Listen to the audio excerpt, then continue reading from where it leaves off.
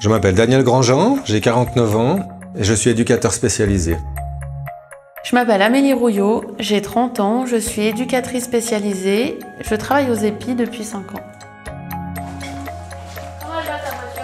Mon métier consiste à accompagner les personnes en situation de handicap.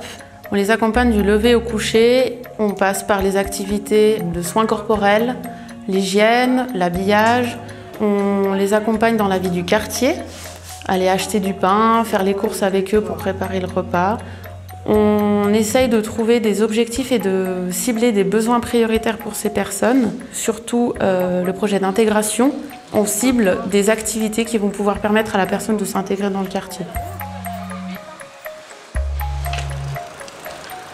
En quelques mots-clés, si je pouvais résumer mon métier, c'est aimer la relation, aimer soutenir, aimer aider et apprécier la collaboration avec les autres.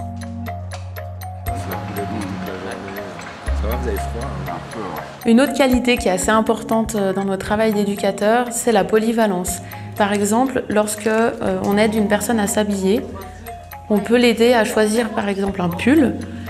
C'est pas simplement je lui donne un pull et puis je lui demande de choisir s'il préfère un rouge ou un bleu.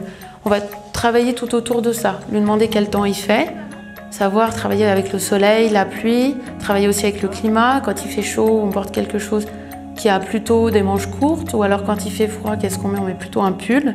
C'est aussi avoir cette fibre-là de pouvoir sauter sur tous les prétextes dans les activités de la vie quotidienne pour aider la personne à s'y retrouver et apprendre finalement à chaque instant. Alors ce qui est plaisant aussi dans ce métier, c'est que c'est un travail en équipe. On collabore avec les collègues.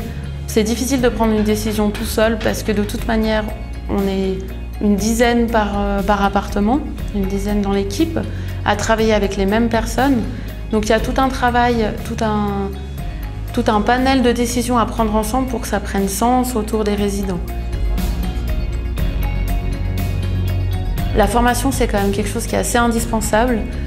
On ne peut pas accompagner une personne en situation de handicap comme ça. Il y a des choses à apprendre, il y a des questions à se poser, il y a un sens à donner à ce qu'on fait.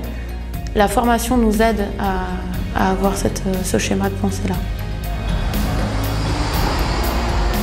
C'est pas un métier qui permet de changer le monde, mais qui permet d'influencer positivement la vie d'une personne. C'est un travail merveilleux, mais qui a aussi ses exigences. Il faut du cœur et de l'intelligence.